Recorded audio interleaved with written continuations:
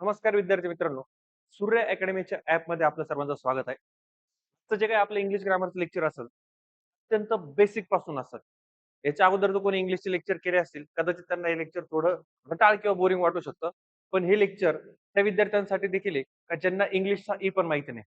मग आपण वाक्य कसं तयार होतं, सेंटेन्स कसं तयार होतं, इतक्या बेसिक पासून आज आपण बघणार आहे. हां, ज्या मुलांचं समजा ऑलरेडी बेसिक पक्का असेल, ते हा व्हिडिओ स्किप करू शकता. परंतु ज्यांना एकदमच बेसिक पासून गरज आहे त्यांनी हा अत्यंत बघावा. याचे कदाचित 2 पार्ट पण बनवू शकता. कारण की जर बेसिक तुम्हाला कळालं नाही, तर इथून पुढचं शिकून किंवा काही फायदा नाहीये. आणि कोणीही सिक्वेन्स वाईज लेक्चर ब्रेक न करता डायरेक्ट टॉपिकवर जाण्याचा प्रयत्न करू नका. बरेचसे टॉपिक हे एकमेकांवर डिपेंड आहे. जर तुम्हाला बेसिक कळालं, तर तुम्हाला पुढच्या सब्जेक्टवर एग्रीमेंट असतील, त्याच्यानंतर नाउन, प्रोनाउन हे सगळ्या गोष्टी कळणार आहे किंवा टेन्सचा बेस म्हणजे बेसिकचे लेक्चर असणार आहे. तर जो कोणी बेसिक पक्का असेल, तर त्यांनी ही लेक्चर स्किप केलं तरी चालेल किंवा तुम्ही स्पीड वाढवून बघू शकता. बघा, आजचा जो काही आपला पार्ट आहे, हा बेसिक इंग्लिश ग्रामर. टायटल पण आपण तसंच दिलेलं आहे. तर बघू त्याची आता सुरुवात करू आपण. सगळ्यात मेन ग्रामर म्हणजे काय? तर बरेचसे असे वाक्य आहेत. ते वाक्य एकत्र करून आपण इन्फॉर्मेशन गॅदर केली आणि त्याला तुम्ही काय म्हणता? ग्रामर. मग आपण ते इन्फॉर्मेशन मधून एक-एक वाक्य उचलतो, एक-एक शब्द उचलतो. कारण प्रत्येक शब्दाची त्याच्या पुढच्या शब्दाची किंवा वाक्यातील इतर शब्दांशी काही ना काही रिलेशन असतो, संबंध असतो. एक प्रकारची ती रचना आपण फिट केलेली असते. त्याला आपण ग्रामर म्हणतो. तर जनरली आपण आता मराठी भाषेमध्ये आता बरेचसे विद्यार्थी नवीन असतील, त्यांनी आजपर्यंत मराठी ग्रामरचे लेक्चर केले असतील. तर मराठी ग्रामरमध्ये आपण समजा एखादं वाक्य घेतलं, सचिन क्रिकेट खेळतो. सचिन क्रिकेट खेळतो. हे जर इंग्लिश ग्रामरचं लेक्चर असेल, मी जिथं-जिथं आवश्यक आहे, तिथं-तिथं मराठीचं लेक्चर देणार आहे. कारण की ही बॅचच त्या उद्देशाने स्थापन झालेली आहे, का बरेचसे मुलं असे आता वनरक्षकसाठी असतील, काही एम-पी-एस-सीचे पण मुलं आहेत, त्याच्यानंतर काही सरळ सेवा भरतीसाठीचे पण मुलं आहेत. मराठी ग्रामर एकदम ओके, पण प्रॉब्लेम येतो इंग्लिशला. मग मराठी ग्रामरचं बॅकग्राऊंड तुम्हाला असल्यामुळं ते जर एकमेकांशी रिलेट करून दिलं, तर ते अजून जास्त पद्धतीने तुमच्यापर्यंत पोहोचेल. त्याच्यामुळे मराठी ग्रामरचा संदर्भ मी तुम्हाला नक्कीच देणार आहे, जेणेकरून इंग्लिश तुमच्यासाठी सोपं व्हावं. आता सचिन क्रिकेट खेळतो. आपल्याला माहिती आहे मराठी व्याकरणामध्ये सचिन जर म्हटलं तर हा झाला तुमचा कर्म, क्रिकेट झालं कर्म आणि खेळतो झालं तुमचं क्रियापद. इंग्लिशमध्ये कर्त्याला म्हणतात सब्जेक्ट. इंग्लिशमध्ये कर्त्याला म्हणतात सब्जेक्ट. कर्माला म्हणता ऑब्जेक्ट आणि क्रियापदाला म्हणतात वर्ब. मराठीमध्ये जी काही रचना असती, जी काही वाक्याची ठेवण असती, ती कर्ता, कर्म, क्रियापद अशी असते.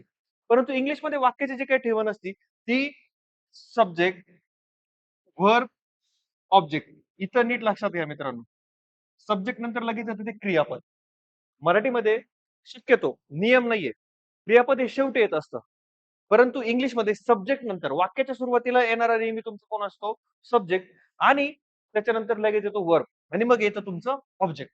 ही रचना समजून घ्या. मग आता हेच वाक्याचं मला समजा इंग्लिशमध्ये करायचं ठरलं.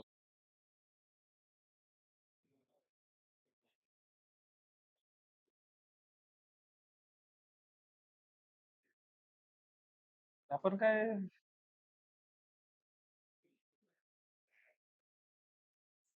आता हेच वाक्य जर इंग्लिशमध्ये करायचं ठरलं, तर सचिन खेळतोसाठी आपण वापरतो प्लेज आणि क्रिकेट. Sachin pledge cricket. तर या ठिकाणी नीट लक्षात घ्या. सचिन जो आहे तो तुमचा झालाय सब्जेक्ट, प्लेस झालाय वर्ब आणि क्रिकेट झालाय ऑब्जेक्ट. ही रचना महत्वाची आहे आणि ती समजून घेणे गरजेचं आहे. हे जर तुम्हाला कळालं, समजा एखादं असं वाक्य आहे, तर वाक्याच्या सुरुवातीला येणार आहे तुमचा सब्जेक्ट आणि सब्जेक्टला लागून जो येत असतो, तो असतो वर्ब आणि मग नंतर बाकीचं पोर्शन तुमचं ऑब्जेक्ट. त्याच्यातही भरपूर प्रकार आहे, पण आपण बेसिक लक्षात घ्या सब्जेक्ट, वर्ब आणि इकडे येणार आहे तुमचं ऑब्जेक्ट. आता सब्जेक्ट म्हणून आता बघा, सचिन. आता मराठीमध्ये आपण शिकलोय सचिन. कोणत्याही व्यक्तीचं किंवा एखाद्या गोष्टीचं दिलेलं नाव म्हणजे ते काय असतं तुमचं नाम आणि इंग्लिशमध्ये नामाला म्हणतात नाऊन. मग आता सब्जेक्ट जर म्हटलं,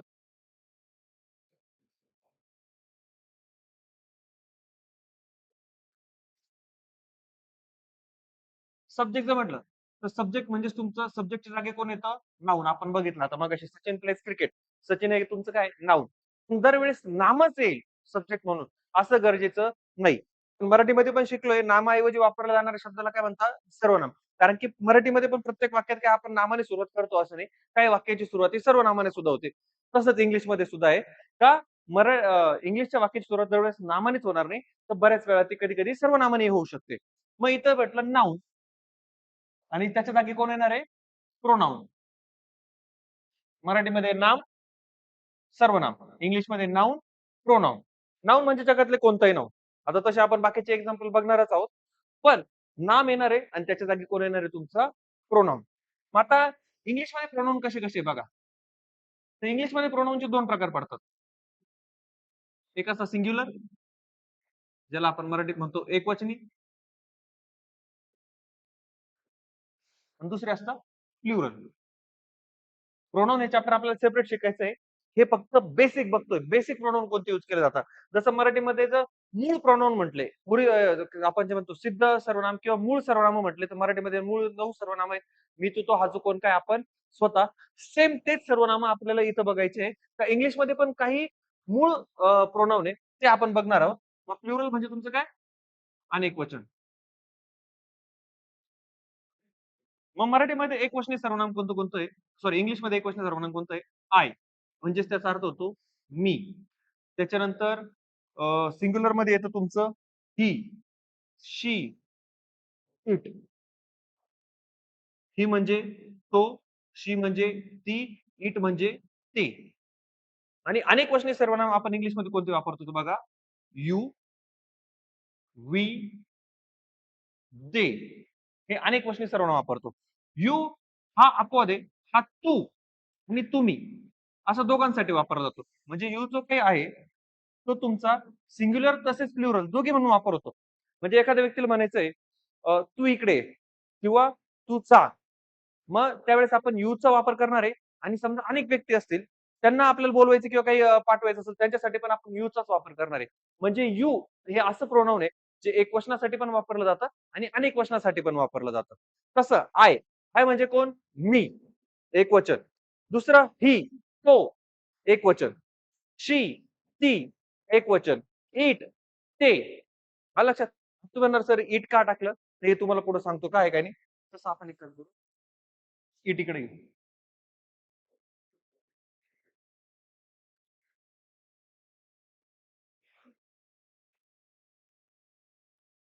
इट म्हणजे ते आणि ते सिंग्युलर म्हणूनच गणले जातात. इट प्रोनाउन सिंग्युलर म्हणूनच गणलं जातं.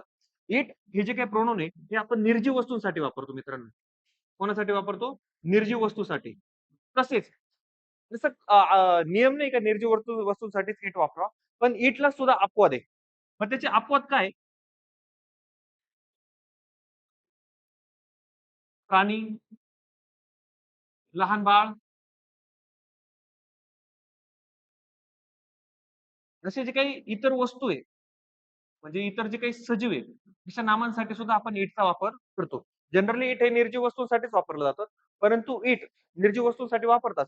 पण काही अपवाद त्याला असे सजीवांमधले प्राणी, लहान बाळ वगैरे यांच्यासाठी सुद्धा तुम्ही काय वापरता? इट वापरतात. त्यानंतर आपण यू बघितला. यू पण अपवाद आहे. यू एकच प्रोनाउन आहे, पण तो एक वचनात तू आणि अनेक वचनात तुम्ही या दोघांसाठी वापरला जातो. नंतर वी. वी म्हणजे आम्ही. दे म्हणजे ते. तर ते इथं पण आहे, ते इथं पण आहे. पण हा जो काही दे आहे, तो अनेक वचनातला ते आहे. हे आपण अनेक वचनात वापरतो. तसेच निर्जीव आणि सजीव दोघांसाठी वापरला जातो.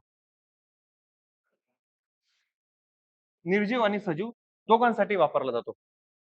आता आपण एक वाक्य कसं बनतं ते बघणार आहे मित्रांनो. आता नीट लक्षात घ्या.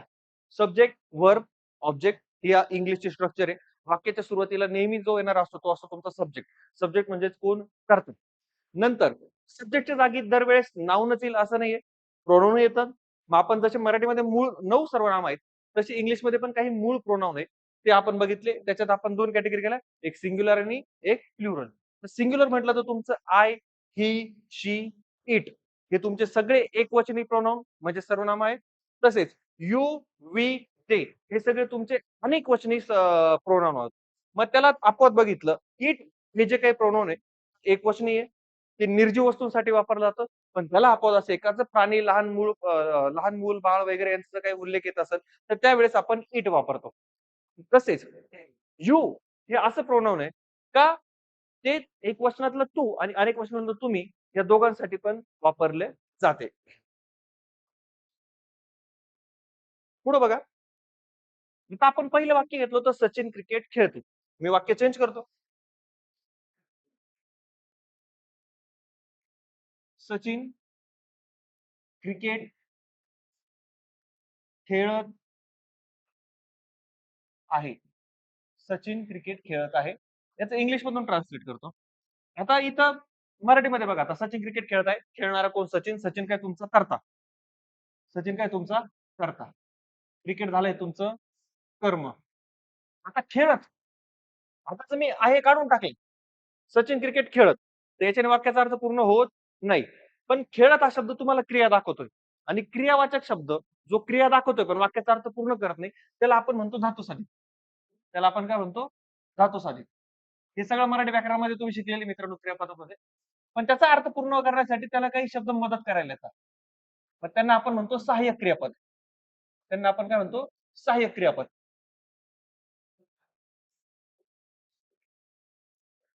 हे आता हे स्ट्रक्चर आणि या दोघांना मिळून म्हटलं जातं संयुक्त क्रियापद. आता हे मराठी ग्रामरमध्ये तुम्ही शिकलेले आहात. याचा इंग्लिशमध्ये कसा वापर होतो ते बघा. आता ज्या वेळेस मी सचिन क्रिकेट खेळत आहे, याचं इंग्लिशमध्ये ट्रान्सलेट करेल, त्यावेळेस वाक्य असं बनेल, Sachin is playing cricket. Sachin is playing cricket. याचा पण सेम अर्थ आहे. सचिन क्रिकेट खेळत आहे. आता नीट लक्षात घ्या. Sachin subject, cricket object, playing playing आयएनजी प्रत्यय लागला. हा याचा व्ही फोर फॉर्म आहे. जेव्हा पण क्रियापदाला आयएनजी प्रत्यय लागतो तो त्याचा व्ही फोर फॉर्म असतो म्हणजे क्रियापदाचं चौथं रूप. V1, V2, V3, V4. बऱ्याचशा पुस्तकांमध्ये V5 क्रियापदाचं पाचवं रूप दिलंय ज्याला एस प्रत्यय लागतो. काही पुस्तकांमध्ये V5 दिले, काही पुस्तकांमध्ये V4च आहे. पण शक्यतो V4 पर्यंतच क्रियापदाचे रूप आहे. V5 नाहीये. आणि हे येसचा नियम आपण शिकणार आहोत. फक्त थोडं बेसिक पुढे जाऊन द्या. बघा, सचिन प्लेइंग क्रिकेट. तर सचिन क्रिकेट खेळत आहे. इथं जसं इथं सहाय्य करण्यासाठी आहे आला आहे, इथं सहाय्य करण्यासाठी तुमचं काय आलं आहे? इज. इथं सहाय्य करण्यासाठी काय आलाय? इज. आता इज म्हणजे सहाय्य करण्यासाठी आला, मदत करण्यासाठी आला आणि मदतलाच इंग्लिशमध्ये काय म्हणतात? सपोर्ट. आपल्याला बरेचसे बघा, बरेचसे मित्र आपल्याला अडीअडचणीला मदत करत असतात, म्हणजे सपोर्ट करत असतात. तसंच या क्रियापदाला अर्थ पूर्ण करण्यासाठी हा इथं सपोर्ट करण्यासाठी आलाय. म्हणून याला म्हणणार सपोर्टिंग वर्ब. याला म्हणणार सपोर्टिंग वर्ब. त्यालाच अजून नाव दिलंय. आता सहाय्य करण्यासाठी आला, मदत करण्यासाठी आला. मग मदत करतोय तर हा काय झाला तुमचा? Helping verb. हा काय झाला मित्रांनो तुमचा? Helping verb. आणि हा प्लेइंग जो काय आहे, प्लेइंग मधला जो काही प्ले क्रिया दाखवतोय. वाक्याची मुख्य क्रिया दाखवतोय. मग मुख्य क्रिया दाखवतोय म्हणून त्याला आपण म्हणणार मेन वर्ब. त्याला आपण म्हणणार मेन वर्ब.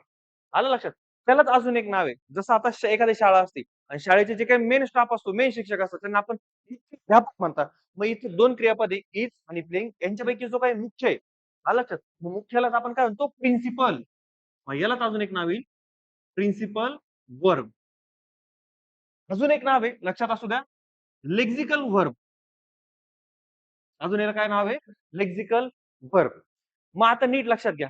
सचिन क्रिकेट खेळत आहे, सचिन क्रिकेट खेळत होता आणि सचिन क्रिकेट खेळत असणार. मग याचे पण पूर्ण काळ आहे. हे काळाचे तिघी प्रकार आपण कुठं बघितलेले? क्रियापद चॅप्टर मध्ये किंवा क्रियापदाचे काळ व अर्थविकार हे तुम्ही मराठी ग्रामर मध्ये ऑलरेडी शिकलेले आहात.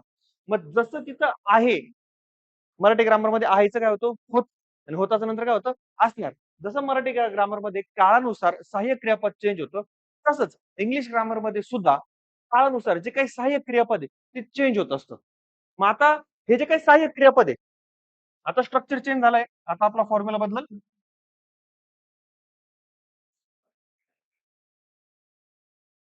आता subject, supporting verb, main verb आणि मग तुमचं काय येणार आहे? ऑब्जेक्ट. म्हणजे काही सपोर्टिंग वर्ब आहे हे काळानुसार बदलतात. आता सपोर्टिंग वर्ब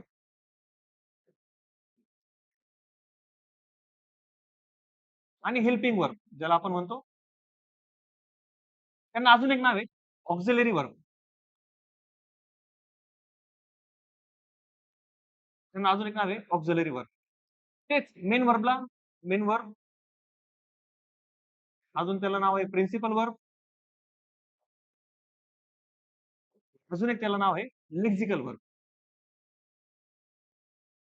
तर आपण मराठी व्याकरणात शिकलोय आणि इथं पण लक्षात ठेवा, जे काही तुमचे सपोर्टिंग वर्ब, हेल्पिंग वर्ब आणि ऑक्झिलरी वर्ब जे असतात, हे तुमचे काळ दाखवतात. हे काय दाखवतात? काळ. आणि जे काही तुमचे मेन वर्ब असतात, हे तुमची मुख्य क्रिया दाखवतात. वाक्यात कोणती क्रिया चालू आहे हे दाखवण्याचं काम कोण करतं? तुमचे मुख्य वर्ब. नीट लक्षात घ्या. स्ट्रक्चर आता आपलं तयार झालंय. Subject, supporting verb, main verb आणि ऑब्जेक्ट. मग आता जे काही सपोर्टिंग वर्ब आहे ते मदत करण्यासाठी येतात. ते मदत करण्यासाठी येणार जे काही सपोर्टिंग वर्ब आहे हे वाक्याचा काळ दर्शवतात. आणि जे काही मेन वर्ब असतात ते वाक्याची मुख्य क्रिया दर्शवतात. आता जसं प्लेइंग बघितलं होतं, प्ले खेळण्याची क्रिया दर्शवता येतं. इज म्हणजे आहे. मग आता आपण या सपोर्टिंग वर्बचे प्रकार बघणार आहे.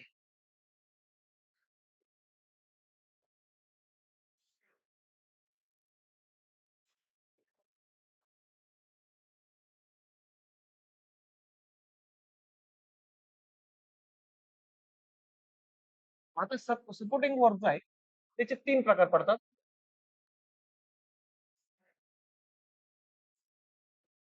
त्याला आपण टू डू चे रूप, टू बी चे रूप, टू हॅव चे रूप असं म्हणतो. मग आता याच्यामध्ये प्रेझेंट म्हणजेच वर्तमान, वर्तमानात येणारे रूप आणि पास्ट मध्ये येणारे रूप, तसेच टू बी चे पण प्रेझेंट मध्ये येणारे रूप आणि पास्ट मध्ये येणारे रूप. आता प्रेझेंट म्हणजे वर्तमान काळ, पास्ट म्हणजे भूतकाळ. आता सपोर्टिंग वर्बचे प्रकार पडतात टू डू, टू बी आणि टू हॅव. पण काळानुसार त्यांचे चेंज होत जातो. बघा आता कोणते कोणते रूप आहे काय. आणि टू हॅव मध्ये पण तुमचं काही प्रेझेंट आणि पास्ट. तर ज्याला हा तक्ता कळाला त्याला टेन्स कळाले. सिंपल सूत्र आहे. ज्याला ज्याला हा तक्ता कळाला त्याला टेन्स कळाले. मग आता टू डू जर म्हटलं, टू डू चे प्रेझेंट टेन्स मध्ये कोणते कोणते रूप आहे तर बघा, डू आणि डज. आणि पास्ट टेन्स मध्ये त्याचं रूप येतं डीड.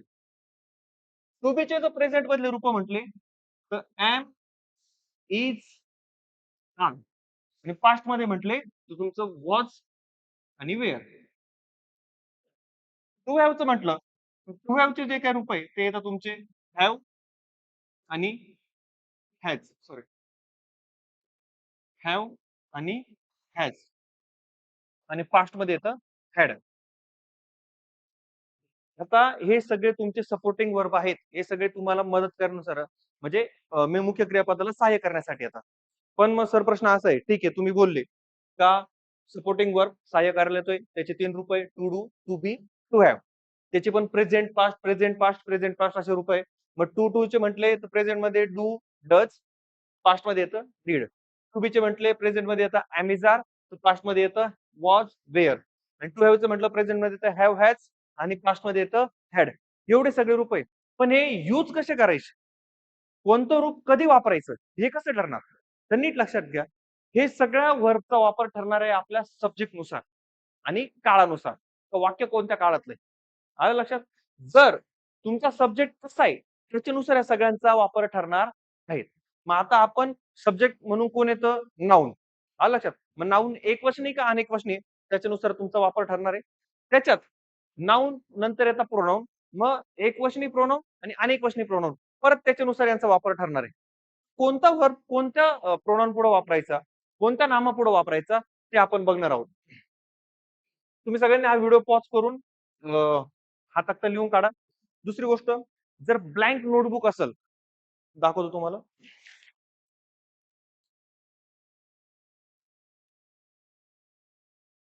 शक्यतो अशी बाइंडिंग मधली एक ब्लँक नोटबुक असू द्या, तिच्यात असे ब्लँक पेजेस असू द्या. त्यानंतर तुम्ही मल्टिपल पेजेस मल्टिपल पेनचा वापर करून ब्लॅक, ब्ल्यू, रेड म्हणजे टायटल वगैरे छानशी अशी नोटबुक आपली स्वतःची मेंटेन ठेवा. जर ती नोटबुक तुमच्या हाताखालून गेलेली असेल तर तुमचं जास्त लक्षात राहील मित्रांनो. कारण का हा इंग्लिश असा विषय तुम्ही एकदा बॅच केली, फक्त लेक्चर ऐकलं, तर याच्यातून काही साध्य होणार नाही. कुठल्या प्रकारचा आउटपुट भेटणार नाही. हे मी तुम्हाला स्टार्टिंगला सांगतोय. तुम्हाला स्वतःच्या नोट्स मेंटेन कराव्या लागतील आणि स्वतःच्या नोट्स मेंटेन करण्यासाठी जे काही आपण सिंगल लाईनवाली जी काही वही वापरतो, ती न करता बाइंडिंग करा.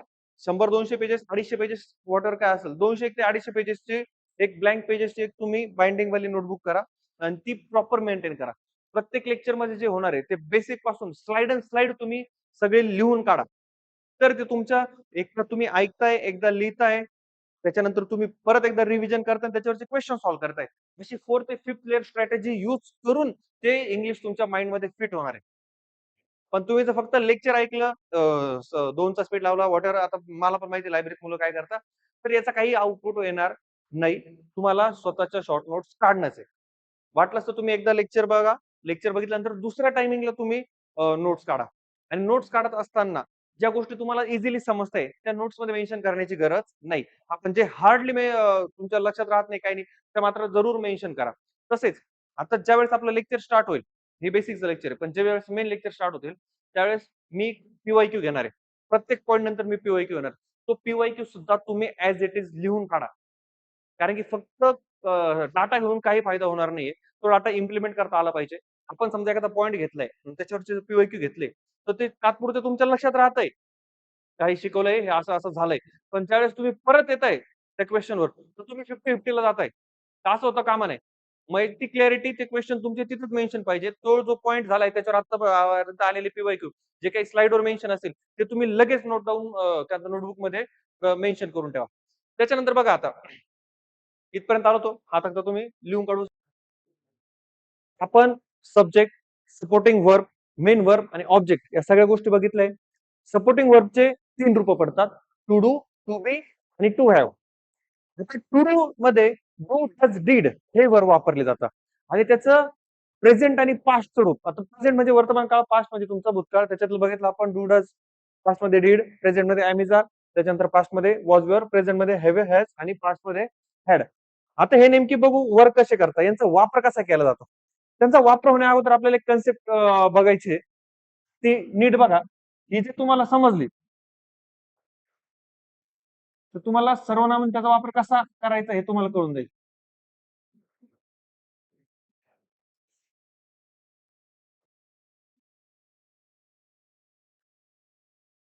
ह्या 2 मैत्रिणी आहे, चिंकी पिंकी, त्यांना आपण असं नाव देऊ. तर या चिंकी पिंकी काय करताय, एकमेकींशी बोलताय. आता ही कन्सेप्ट आपण ऑलरेडी मराठीमध्ये बघितलेली. ज्यावेळेस 2 व्यक्तींचं संभाषण चालू असतं, त्यावेळेस जो बोलणारा असतो त्याला आपण प्रथम पुरुष म्हणतो. त्यालाच इंग्लिशमध्ये फर्स्ट पर्सन असं म्हटलं जातं. नीट ऐका. 2 व्यक्तींचं संभाषण चालू आहे, त्यात जो बोलणारा व्यक्ती असतो त्याला आपण प्रथम पुरुष, त्यालाच इंग्लिशमध्ये फर्स्ट पर्सन असं म्हणतो. आणि जो काही ऐकणारा असतो त्याला आपण द्वितीय पुरुष म्हणजे सेकंड पर्सन असं म्हटलं जातं. आणि समजा या चिंकी पिंकी एका दुसऱ्या टिंकी विषयी बोलताय, ती घरी आहे. ती ह्या दोघींच्या संभाषणामध्ये सहभागी नाही, ती घरी आहे. या दोघी शाळेत आल्या, शाळेत हिच्या विषयी बोलताय. मग नीट लक्षात घ्या, तिच्याविषयी बोललं जातो, ज्या व्यक्तीविषयी बोलले जाते त्याला म्हणतात तुमचं थर्ड पर्सन. याला म्हटलं जातं थर्ड पर्सन. थर्ड पर्सन हा संभाषणामध्ये सहभागी नसतो, प्रत्यक्षात तो उपलब्ध नसतो. हे आपण मराठीमध्ये पण बघितलंय. प्रथम पुरुष, द्वितीय पुरुष आणि तृतीय पुरुष. त्यालाच इंग्लिशमध्ये जो काही बोलणार असतो त्याला म्हटलं जातं फर्स्ट पर्सन. जो ऐकणार असतो त्याला म्हटलं जातं सेकंड पर्सन. आणि ज्याच्याविषयी बोलला जातो तो असतो थर्ड पर्सन. मग आता समजा बोलणारा ज्यावेळेस बोलतोय त्यावेळेस तो स्वतःबद्दल कोणते कोणते उद्गार काढणार आहे, कोणते कोणते सर्वनाम वापरणार आहे.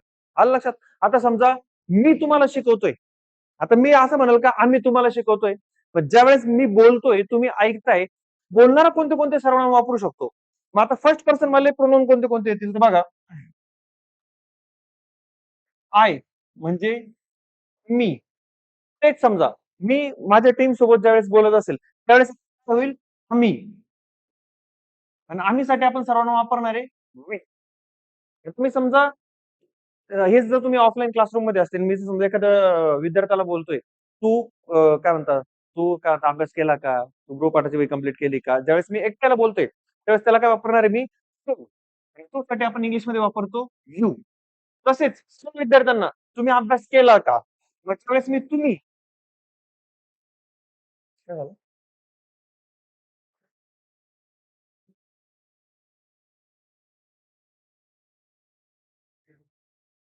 मल्टिपल नाही. अच्छा हे किडे. ज्यावेळेस मी तुम्ही असं वापरणार आहे, त्यावेळेस त्यांच्यासाठी पण मी काय वापरणार आहे? यू.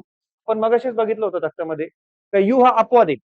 तू किंवा तुम्ही एक वचनात असू द्या किंवा अनेक वचनात असू द्या, त्याच्यासाठी आपण एकच प्रोनाउन वापरतो, ते म्हणजे यू. ज्यावेळेस मी म्हणणार आहे, त्यावेळेस मी माझ्यासाठी वापरणार आहे आय. ज्यावेळेस आम्ही म्हणणार आहे, त्यावेळेस मी वापरणार आहे वी. हे तुमचे फर्स्ट पर्सन प्रोनाउन झाले. त्याच्यानंतर मी हा तुमचा कसा आहे? सिंग्युलर. आणि वी कसा आहे? प्लुरल. वी कसा आहे?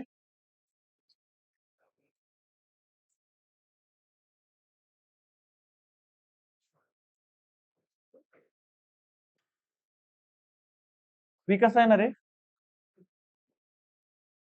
प्लुरल. क्लिअर मित्रांनो? त्याच्यानंतर यू. यू तो हा जो काय वापरलाय हा सिंग्युलर आहे, तर इथं हा जो वापरलाय हा पण प्लुरल आहे. वचनात अनेक वचनात. सेकंड पर्सन साठी द्वितीय पुरुषासाठी आपण कोणता सर्वनाम वापरणार आहे? यू. त्याच्यानंतर जे व्यक्ती इथं नाहीये आणि त्यांच्याविषयी बोललं जाते, समजा दोन मित्र भेटले आणि ते त्यांच्या तिसऱ्या एका मित्राविषयी बोलताय, अरे तो आज आलाच नाही, त्याने असंच केलं, मग आपण त्याच्यासाठी वापरणार आहे तो हे सर्वनाम. मग ज्यावेळेस थर्ड पर्सन साठी मी एखाद्या मित्र मुलासाठी ज्यावेळेस थर्ड पर्सन तो तिथे उपलब्ध नाहीये, तो तिथे प्रत्यक्षात अवेलेबल नाहीये, मग त्याच्यासाठी मी सर्वनाम वापरतो तू. इंग्लिशमध्ये म्हणतात ही. हे आपण मागच्या चार्ट मध्ये बघितलंय. जर समजा तीच एखादी मुलगी किंवा स्त्री नसेल तर तिच्यासाठी वापरणार आहे ती, शी. तेच समजा एखादा ग्रुपच नसेल, दोन तीन एकापेक्षा जास्त जण जर ऍबसेंट असतील तर त्यांच्यासाठी मी वापरणार आहे ते, ज्याला आपण म्हणतो ते. आणि ते अजून एका गोष्टीसाठी वापरला जातो म्हणजे इट. आलं लक्षात? पण मग दे इट, हा इट आणि हा दे यांच्यामध्ये काय फरक आहे ते परत एकदा समजावून सांगतो. हे कळणं खूप गरजेचं आहे. मग तुम्हाला कळलं का याच्यावर भरपूर सारे प्रश्न विचारलेले. इट जो आहे, इटचा अर्थ पण काय होतो? ते. देचा अर्थ पण काय होतो? ते. पण जो इट आहे तो आपण एक वचनात वापरतो. तसेच तो निर्जीव गोष्टींसाठी वापरला जातो. आणि हा जो ते काय आहे, हा एक वचन तसेच अनेक वचन दोघा वचनात दे हा वापरला जातो. तसेच तो निर्जीव आणि सजीव दोघांसाठी वापरला जातो. दे जो काही आहे निर्जीव सजीव, तसेच एक वचन अनेक वचन असं दोघांसाठी वापरला जातो. इट जो काही आहे तो फक्त एक वचनात वापरला जातो आणि दुसरी गोष्ट तो फक्त निर्जीव गोष्टींसाठी वापरला जातो. परंतु ह्या नियमाला देखील अपवाद आहे. या नियमाला या नियमाला अपवाद काय काय बघा. जर समजा एखादं लहान मूल असेल म्हणजे चाइल्ड, बेबी, त्याच्यानंतर प्राणी म्हणजे त्यांना आपण म्हणतो अॅनिमल, नंतर पक्षी ज्यांना आपण बर्ड्स म्हणतो. जर समजा एखादा चाइल्ड, बेबी, अॅनिमल, बर्ड्स ह्या जर गोष्टी येत असतील तर त्यांच्यासाठी आपण काय वापरतो? इट हे वापरतो. ह्या सगळ्याचे सगळे एक वचनात पाहिजे. हे सगळ्याचे सगळे काय वापर पाहिजे? एक वचनात पाहिजे. कारण की ह्या गोष्टी अशा आहे का समजा चाइल्ड असेल, बेबी असेल, अॅनिमल असेल, पक्षी असेल, ह्या गोष्टी आपण लांबून बघितलं तर आपण त्यांचं परफेक्ट लिंग ओळखू शकत नाही. तर हा सजीव आहे का निर्जीव आहे. मग त्यांचं लिंग डिफाईन होत नाही. तसं समजा एखादा मुलगा लांबून पाहिलं तर आपल्याला कळतोय का अरे हा मुलगा आहे, हा पुरुष आहे. मग त्यासाठी आपण सेपरेटली ही वापरणार. मुलगी असेल तर आपण शी वापरणार. पण ते समजा लहान मूल किंवा मुलगी किंवा पक्षी असतील यांचं लिंग आपण दुरून डिसाईड करू शकत नाही. म्हणून त्यांच्यासाठी आपण काय वापरतो? इट. एक वचनात. हे अपवाद आहे. इट जरी तुमचं इट हा निर्जीव गोष्टींसाठी वापरला जातो, पण त्याला हे अपवाद आहे आणि याच्यावरच भरपूर सारे प्रश्न आहेत. तुम्ही स्पर्धा परीक्षा करत असताना कोणत्या विषयाची तयारी करा, अपवादावर तुम्हाला सगळ्यात जास्त प्रश्न आढळतील. म्हणजे काय अपवाद आहे याच्यावर तुम्हाला सगळ्यात जास्त प्रश्न आढळते. मग ती एमपीएससी असू द्या नाही तर तलाठी भरती असू द्या. मी तुम्हाला तसं पुढे दाखवलं आतापर्यंत कसे कसे प्रश्न विचारले गेलेले. एसएससी असू द्या, सीडेस असू द्या. ही जर कन्सेप्ट क्लिअर झाली असेल तर आपण पुढे जाऊ. तुम्ही व्हिडिओ पॉज करून आता लिहू शकता. त्याच्यानंतर बघा आपण हे बघत होतो इट आणि देचं वापरलं, पण डू डज त्याच्यानंतर Amazon was were have has याचा वापर बघणार होतो. तर बघा डू डजचा वापर कसा केला जातो.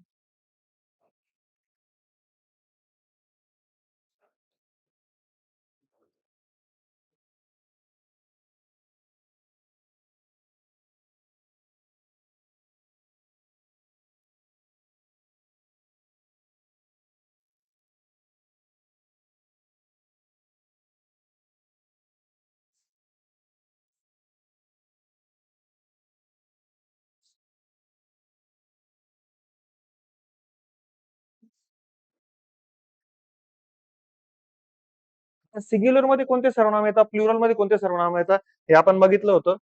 हा तक्ता जर तुम्हाला आठवत असेल तर बघा, सिंग्युलर मध्ये कोणते सर्वनाम येतात आणि अनेक वचनात कोणते सर्वनाम येतात हा तक्ता आपण बघितला होता. हा याच्यावर परत एकदा नजर मारून घ्या, तुम्ही लिहिला असेलच. आता त्याच्यावर सर्व गेम आहे तुमचं. बघा, डूडच. आता डू आणि डचचा वापर हा प्रेझेंट टेन्स मध्ये केला जातो, तर डीडचा वापर हा पास्ट टेन्स मध्ये केला जातो. प्रेझेंट टेन्स म्हणजे तुमचा वर्तमान काळ आणि पास्ट टेन्स म्हणजे तुमचा भूतकाळ. म्हणजे प्रेझेंटच्या वाक्यात आपण डू वापरणार आहे, पास्टच्या वाक्यात आपण डीड वापरणार आहे. दुसरी गोष्ट, डज आणि डू बऱ्याचशा ठिकाणी डज हा V5 दिलेला आहे, पण काही पुस्तकांमध्ये V5 दिलेला आहे, पण ऍक्च्युली V4च असतात. वर्बचे 4च रूप आहे. मग V5 हा पुस्तकांमध्ये दिलेला आहे. मग आता काहींनी V5 म्हटलं तरी चालेल किंवा नाही म्हटलं तरी चालेल. बघा आता त्यापैकी जो सिंग्युलर हे आपले प्रोनाउन आहे ते कोणते कोणते? आय, ही, शी, इट आणि एखादं नाउन. नाम पाहिजे पण ते कसं पाहिजे? सिंग्युलर. या सगळ्यांपुढं सॉरी या सगळ्यांपुढं आपण डचचा वापर करतो. कसला वापर करतो आपण? डचचा. याच्यामध्ये अपवाद कोण आहे? तर याच्यामध्ये अपवाद आहे तुमचा आय. आय समोर मात्र आपण डूचा वापर करतो. डचचा वापर करत नाही. डचचा वापर करत नाही. जरी आय एक वचनी असेल, सिंग्युलर असेल, पण त्याच्या पुढे डूचा वापर करतो, डचचा वापर करत नाही. पण तोच मात्र ही, शी, इट आणि एखादं नाऊन घ्या, म्हणजे फॉर एक्झाम्पल सचिन घ्या, अजय घ्या, विजय घ्या, कोणतंही नाऊन घ्या, जर ते एक वचनात असेल तर त्याच्या पुढं आपण डज ह्या वर्बचा वापर करतो. हे नीट लक्षात असू द्या. ही, शी, इट, नाऊन सिंग्युलर असेल तर त्याच्या पुढे आपण डचचा वापर करणार आहे. पण या नियमाला अपवाद काय? आय म्हणजे मी सिंग्युलर आहे, तरी पण आयच्या पुढे डचचा वापर केला जात नाही, तर डूचा वापर करतो. आणि आय साठी सेपरेट लक्षात ठेवा, कारण की आय भरपूर साऱ्या नियमांना काय अपवाद आहे. जर तुमच्या हे लक्षात राहिलं की आय भरपूर साऱ्या नियमांना अपवाद आहे, तर तुम्ही प्रश्न चुकणार नाही. तेच प्लुरल मध्ये जर म्हटलं तर आपण प्लुरल मध्ये बघितलंय, यू म्हणजे एक वचनातला, यू अनेक वचनातला, वी, दे, या सगळ्यांच्या समोर आपण कसला वापर करतो? टूचा वापर करतो. नीट लक्षात घ्या, या सगळ्या अनेक वचनासमोर आपण वापर कसला करणार आहे? आपण डूचा वापर करणार आहे. आणि यांच्यात अजून कोण सामील झालाय? तुमचा आय. आय इकडे अपवाद आहे, आय समोर डूचा वापर करतो, यू समोर आपण डूचा वापर करतो. I do, you do, we do, त्याच्यानंतर दे डू. जनरली आपण या सगळ्यांसमोर डूचा वापर जो काय असतो निगेटिव्ह वाक्यांमध्ये जास्त करतो, पण निगेटिव्ह वाक्यांमध्येच वापर केला जातो असा नियम नाही. Generally I don't, you don't, we don't, they don't, negative sense मध्ये आपण डूचा वापर जास्त करतो. तर नीट लक्षात घ्या, does, he, she, it, noun singular पुढेच येणार आहे. जरी आय सिंग्युलर असला पण तो त्याला अपवाद आहे. त्याच्यानंतर डू हा अनेक वचनातल्या सर्वनामांपुढे येणार आहे. काय म्हणतो? वी, यू, दे. त्याच्यानंतर डीड. डीड हा भेदभाव करत नाही. मग तुमचं सर्वनाम सिंग्युलर असू द्या नाही तर प्लुरल असू द्या, या सगळ्यांच्या पुढे हे जेवढे पण सर्वनाम आहे, या सगळ्यांच्या पुढे डीड येतो. भेदभाव करत नाही. एक वचन आहे का अनेक वचन. मग तुमचं सर्वनाम एक वचनी असू द्या नाही तर अनेक वचनी असू द्या, डीड हा सर्वांसमोर येतो. म्हणजे I did, he did, she did, it did, they did, we did, you did. Did हा सगळ्यांपुढे येतो. त्याचं असं काय म्हणतात डिफरन्स पडत नाही. ह्या जर फक्त नीट लक्षात आला असेल तर हा एकदा व्हिडिओ पॉज करून तुम्ही लिहून घ्या.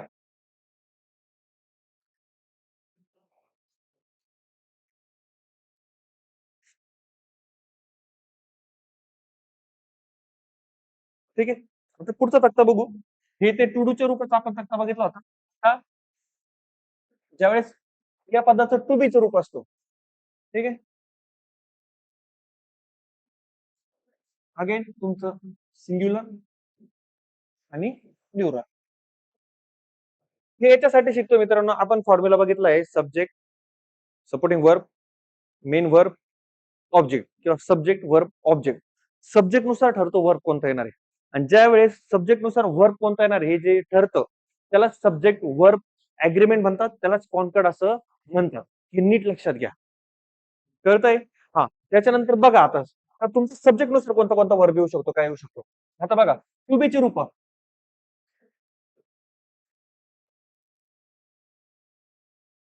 तर टू बीचं प्रेझेंट मधले जे काही रूप आहे ते आपण बघितलं होतं, एम, इज, आर. आणि पास्ट मधले जर रूप बघितलं आपण टू बीचं ते होतं वॉज आणि वेअर. मग अगेन आपले सिंग्युलर जे काही सर्वनाम आहे ते सिंग्युलर सर्वनाम कोणते कोणते? I, he, she, it, noun singular वाला. तर आई समोर आपण वापर करतो एम. आणि एम हा जो काय आहे किंवा एम ज्याला म्हटलं जातं ते फक्त आणि फक्त आई समोरच वापरला जातो, बाकी दुसरं तिसरं कुठेही वापरला जात नाही. हे नीट लक्षात असू द्या. जो काही एम आहे तो फक्त आई समोरच वापरला जात होतो. जगातला एकमेव काय म्हणतो आपण जो सपोर्टिंग वर्ब आहे तर जो फक्त आणि फक्त आई साठी बनलेला आहे.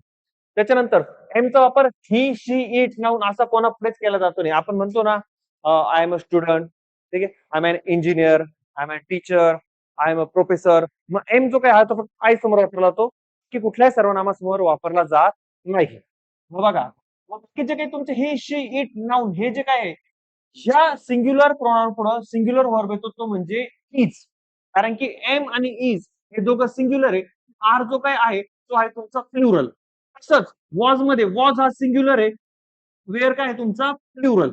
मग सिंग्युलर सब्जेक्ट समोर सिंग्युलर वर्ब, प्लुरल सब्जेक्ट समोर प्लुरल वर्ब. हे सूत्र लक्षात ठेवायचं मित्रांनो. सिंग्युलर सब्जेक्ट समोर सिंग्युलर वर्ब, प्लुरल सब्जेक्ट समोर प्लुरल वर्ब. तर बघा आता आपले प्लुरल वाले प्रोनाउन कोणते कोणते होते?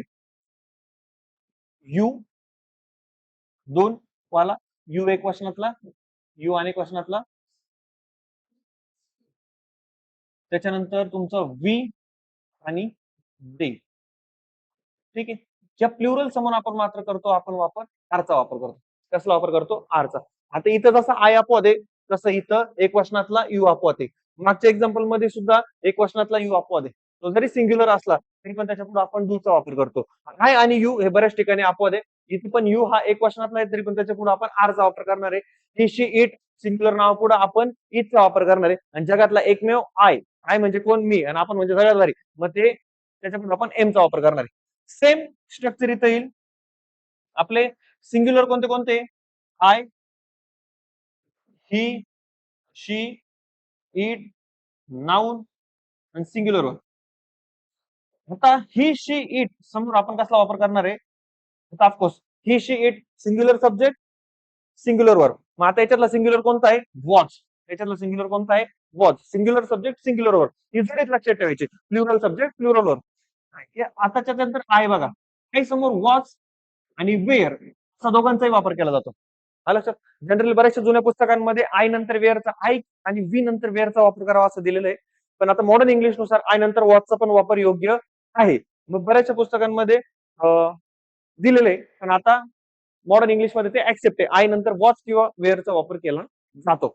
मग तो कधी केव्हा कसं करायचं हे जसं जसं आपले चॅप्टर जातील पुढे जातील त्यावेळेस तुम्हाला कळत. त्याच्यानंतर प्लुरल कोणते कोणते बघा. प्लुरल मध्ये तुमचे आहे परत यू एक वचनात, यू अनेक वचनात, वी आणि दे. मग या सर्वांसमोर आपण कसला वापर करणार आहे तर वर. आता काही जण वेअर म्हणतात, काही जण त्याचा उच्चार मात्र जर म्हटलं एकदम करेक्ट प्रोनाउन्सिएशन त्याचा आहे वर.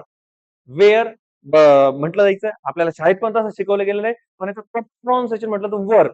नीट लक्षात असू द्या. प्रोनाउन्सिएशन काय त्याचं वर. नंतर टू हॅव ची रूप.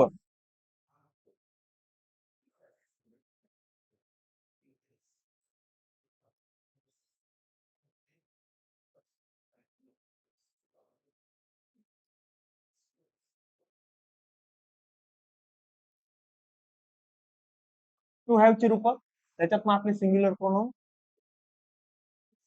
आणि प्लुरल प्रोनाउन. ठीक आहे. टू हॅव चे कोणते कोणते रूप आहे बघा. टू हॅव चे प्रेझेंट टेन्स मध्ये रूप आहे हॅव आणि हॅज. आणि पास्ट मध्ये त्याचे रूप आहेत हॅड. एकमेव रूप आहे पास्ट मध्ये. ठीक आहे. बघा आता आपले सिंग्युलर प्रोनाउन जर म्हटले singular pronoun I, he, she, it, noun singular वाला. ठीक आहे. तर आय समोर आपण वापर करतो हॅवचा. तर नीट लक्षात घ्या हॅव आणि हॅज मध्ये हॅव हा प्लुरल साठी वापरला जातो, हॅज हा सिंग्युलर साठी वापरला जातो. इथं परत आय अपवाद आहे. आय सगळ्यांना अपवाद आहे बघा. आय जरी सिंग्युलर असेल पण आयच्या पुढं आपण हॅवचा वापर करतो. कसला वापर करतो? हॅवचा वापर करतो. नीट लक्षात घ्या. हॅव हा तुमचा प्लुरल आहे आणि हॅज हा तुमचा सिंग्युलर आहे. आय हा सिंग्युलर आहे, तरी देखील त्याच्या पुढे हॅवचा वापर केला जातो, हॅजचा वापर केला जात नाही. आणि बाकीचे मात्र आपले सिंग्युलर प्रोनाउन त्याच्या पुढे कसा वापर केला जातो, हॅज. हे नीट लक्षात असू द्या. इथं हॅजचा वापर केला जात नाही. तसंच अनेक वचन म्हटलं, अनेक वचनात एक वचनातला यू, अनेक वचनातला यू, वी आणि दे, हे सगळे तुमचे अनेक वचनी प्रोनाउन आहे. तर या सगळ्यांच्या पुढे कसला वापर केला जाणार आहे, तर हॅवचा वापर केला जाईल. कसला वापर केला जाईल, हॅव.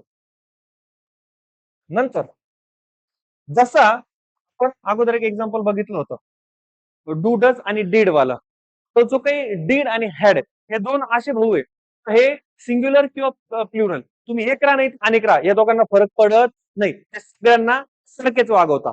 म्हणजेच काय, हॅड जो काही आहे हा सिंग्युलर प्रोनाउन, तसेच प्लुरल प्रोनाउन दोघांपुढे येतो. मग तो सिंग्युलर असू द्या, I had, he had, she had, you had, they had, we had. मग हॅड आणि डीड हे दोन असे भाऊ आहेत तर ते सिंग्युलर किंवा प्लुरल असा भेदभाव करत नाही. तर आपण to be, to have, to do असे सगळे रूप बघितलेले. तर आता एकदा शॉर्ट फॉर्म मध्ये समजा आपले जेवढे पण काही रूप आहे एक वचनातले, I, he, she, it, noun singular वाला, इथं आपण बघितलं होतं यू, यू, वी हा सिंग्युलर, हा प्लुरल, वी, ते एखादं नाउन जे प्लुरल मधले, ठीक, बाकीच्या तक्त्यांमध्ये पण ऍड करून घ्या जे प्लुरल मधले. तर यांच्यासमोर कोणते कोणते आपण वापरू शकतो ते नीट लक्षात घ्या. याच्यात आय अपवाद आहे. आय समोर आपण काय काय वापरतो, आय समोर आपण वापरतो do. त्याच्यानंतर काय वापरतो, अमेझॉन मधला एम, वॉजवेअर मधला काय वापरणार आहे, वॉज पण आता सध्या वापरतोय आणि वर पण वापरतोय. आणि हॅवॅज मधला काय वापरणार आहे, तर आई पुढे जनरली एवढे आपण सपोर्टिंग वर वापरतो. ही पुढे काय वापरतो आपण, डज, इज, वॉच, हॅज. शी नंतर पण आपण वापरणार आहे does, is, was, has. It नंतर पण वापरणार आहे does, is, was, has. Singular noun असेल त्याच्या पुढे पण आपण वापरणार आहे डज, इज, वॉज, हॅज. तेच यू नंतर काय वापरणार आहे, यू नंतर आपण वापरणार आहे डू, त्याच्यानंतर आर, वर, हॅव. त्याच्यानंतर आपण इथं पण सेम डू, आर, वर, हॅव. सगळे प्लुरल वर वापरणार आहे आपण डू, आर, हॅव, वर, डू, आर, हॅव, वर, डू, आर, हॅव, वर. नीट लक्षात घ्या, ते सगळं सॉर्ट झालेलं आहे. हे काहींना परत परत परत परत मी पहिले जो लेक्चरच्या स्टार्टिंगला सांगितलं होतं, काहींना रटाळ वाटू शकतं, पण हे बेसिक गरजेचं आहे. आणि ह्या बेसिक वर तलाठी असू द्या, एमपीएससी असू द्या, या बेसिक वरच तुमचे spot the error, find the grammatical error हे असे प्रश्न सुटतो. त्याच्यानंतर टेन्स तुम्हाला सुटतो. मला लक्षात, आता हा तक्ता ज्याला कळाला त्याला टेन्स जमले, तो 40 ते 50% टेन्स मध्ये जिंकलेला आहे. नीट लक्षात घ्या. आणि याच्या व्यतिरिक्त आपले अजून दोन,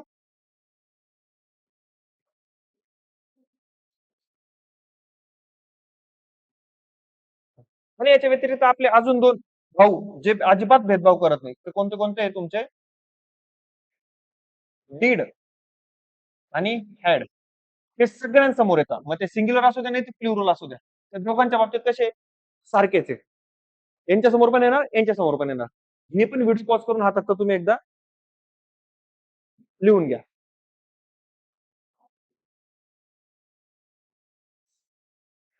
त्याच्यानंतर हा तक्ता होता आपला, एकदा रिव्हिजन म्हणून करून घेऊ आपण काय काय. बघा, फर्स्ट पर्सन म्हणजेच काय तुमचं प्रथम पुरुष, सेकंड पर्सन द्वितीय पुरुष, थर्ड पर्सन तृतीय पुरुष. बघा आता सिंग्युलर फर्स्ट पर्सन आपले कोणते कोणते, फर्स्ट पर्सन बोलणारा कोण असतो, एक आय असतो, नाही तर वी असतो. मग आय मी कसा आहे सिंग्युलर आहे आणि अनेक वचनामध्ये बोलणार कोण आहे वी म्हणजे आम्ही मी आम्ही. त्याच्यानंतर सेकंड पर्सन मध्ये कोण येतो एक वचनात येतो यू अनेक वचनात पण येतो यू. इथं मी आम्ही इथं तू तुम्ही. आणि थर्ड पर्सन मध्ये ज्यांच्याविषयी बोलले जाते ते एक वचनात कोण कोण येतं ही शी इट आणि एखादं नाव. आपण प्रोनाउन बघतोय नाऊनची काही गरज नाही. तर ही साठी तो ती आणि ते अनेक वचनात येतात ते. आता इट आणि दे मधला फरक बघितलाय परत मी तो काय सांगत नाही पण हे चुकता कामा नाही. बघा मग आता पण आता याच्यावर बेस काही प्रश्न बघू. आता नीट लक्षात घ्या दरवेळेस तुमचा करता ही शी इट येईल असं गरजेचं नाही. बऱ्याच वेळा आता ते दिवस गेले का Ram eating mango Shyam eating mango ते दिवस गेले आता तसे प्रश्न विचारणं बंद झालेले. ठीक आहे लेवल ही हार्ड झालेली आहे. सरळ सरळ तुमचे द हिंदू मधले आर्टिकल असतील ऑक्सफोर्डचे काही आर्टिकल असतील त्याच्यानंतर मोठ्या मोठ्या चांगल्या जे एकदम स्टँडर्ड सोर्स आहे त्याच्यामधून वाक्य उचलले जात आहे आणि ते ऍज इट इज एक्झामला येत आहे. पण ऑफकोर्स तेवढे सोर्स तर काही बघू शकत नाही पण बेसिक जर आपलं क्लिअर असेल तर नक्कीच प्रश्न सुटतो.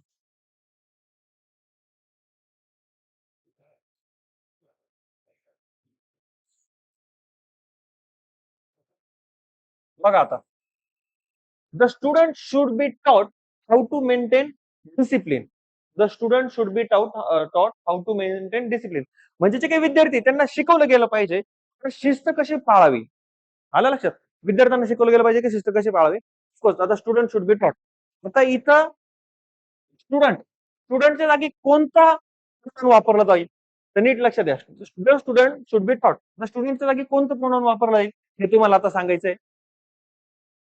बघा आता साधा विषय स्टुडंट्स इथं यस प्रत्यय लागलाय मग स्टुडंट्स एक वचनात राहील का अनेक वचनात राहील. जर फक्त स्टुडंट म्हटलं तर एक वचन स्टुडंट म्हटलं तर अनेक वचन. आता माझ्या दिलेल्या ऑप्शन पैकी अनेक वचन वाला प्रोनाउन कोणतं आहे कारण की नामाच्या जागी सर्वनाम येतं बरोबर. नाऊनच्या जागी प्रोनाउन येणार आहे मग एक वचनी नामाच्या जागी एक वचनीच प्रोनाउन येईल अनेक वचनी नामाच्या जागी अनेक वचनीच प्रोनाउन येईल. आणि नीट लक्षात घ्या ज्यावेळेस तुमचं सिंग्युलर प्रोनाउन असेल म्हणजे तुमचं सिंग्युलर वर्ब असेल त्याच्या सॉरी बरोबर आहे ज्यावेळेस तुमचा सब्जेक्ट जो आहे तो सिंग्युलर असेल त्यावेळेस त्याच्या पुढे सिंग्युलर प्रोनाउन किंवा सिंग्युलर वर्ब येईल. ज्यावेळेस तुमचा प्लुरल सब्जेक्ट असेल त्यावेळेस त्याच्या पुढे प्लुरल वर्ब येईल. हे सूत्र कधी पण लक्षात असू द्या. बघा मग आता द स्टुडंट म्हटलंय तर एक स्टुडंट असेल तर एक वचन अनेक स्टुडंट असेल तर अनेक वचन. अनेक वचनातलं प्रोनाउन कोणतं आहे आपलं दे. मग ऑप्शन नंबर काय येईल तुमचा चार. ऑप्शन नंबर काय येणार तुमचा 4.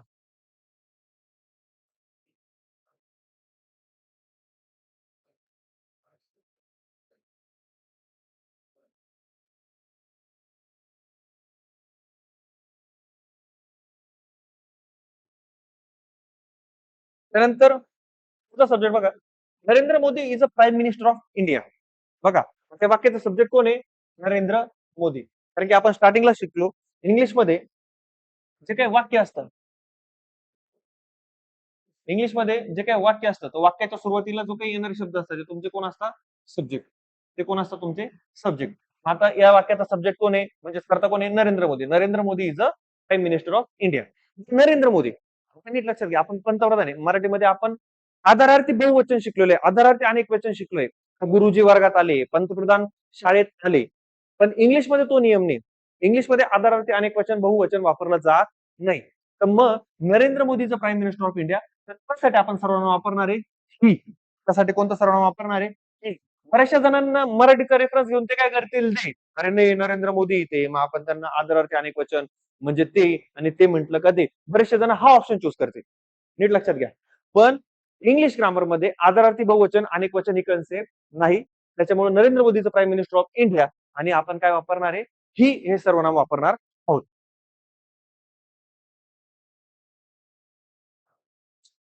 काय झालं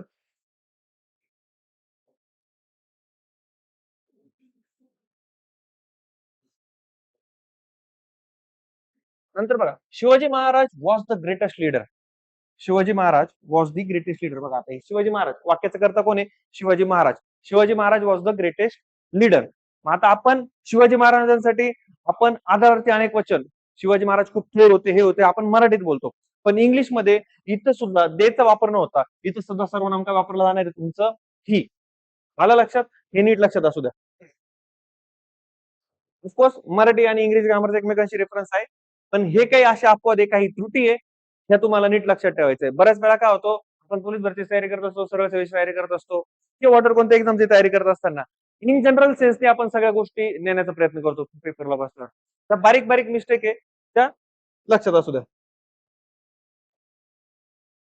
baby cried because dash was hungry. आता एसएससी 2019 वाक्य आहे.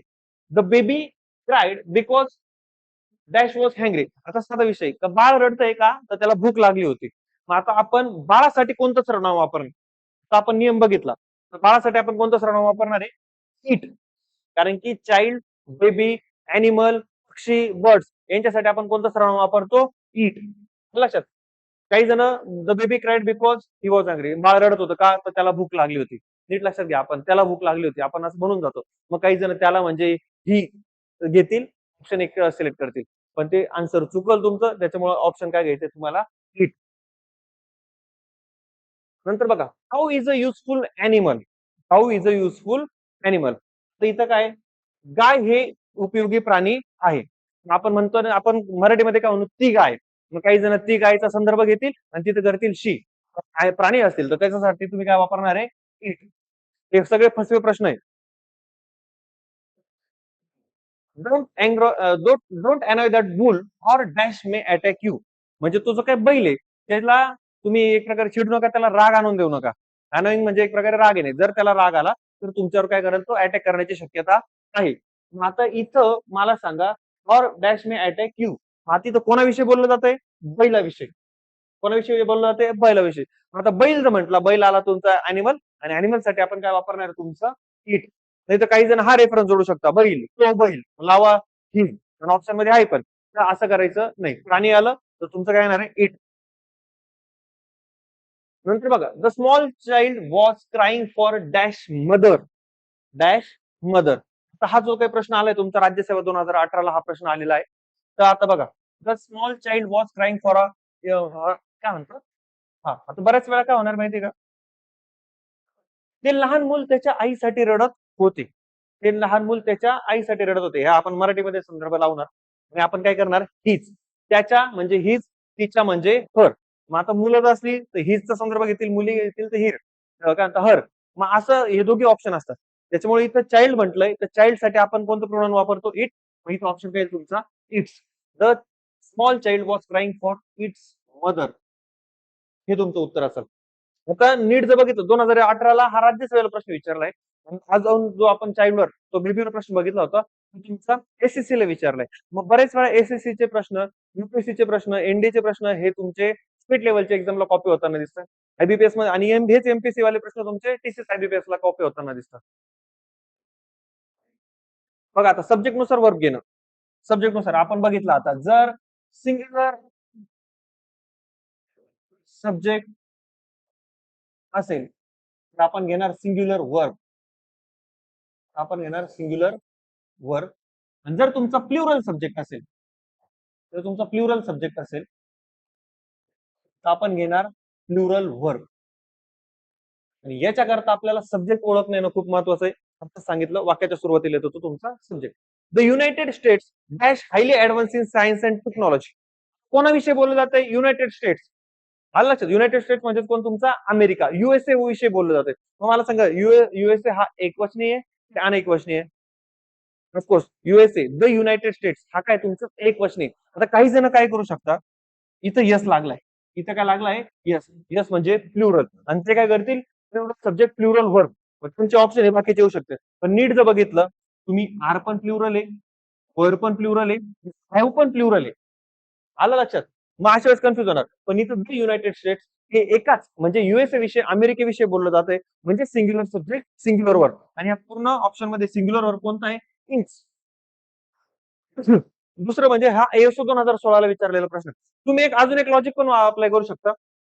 आर, वर, हॅव हेच काय तुमचे सगळे प्लुरल आहे. हे तिघचे तिघ जे ऑप्शन आहे सगळे तुमचे काय प्लुरल. हा एकटाच ऑप्शन तुमचा कसा आहे, सिंग्युलर.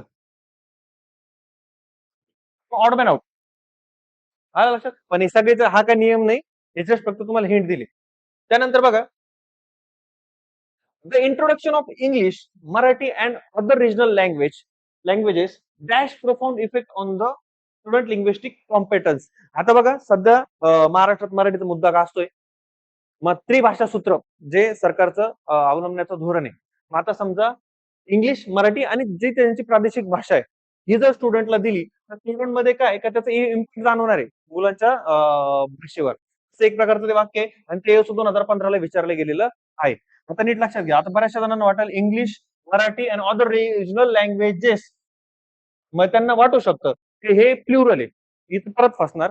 मी काय सांगितलंय, जो काय वाक्याचा करताय तो तुमचं कुठं स्टार्टिंगला कशाविषयी बोललं जातंय, द इंट्रोडक्शन विषयी, म्हणजे भाषेच्या ओळखीविषयी बोललं जातंय.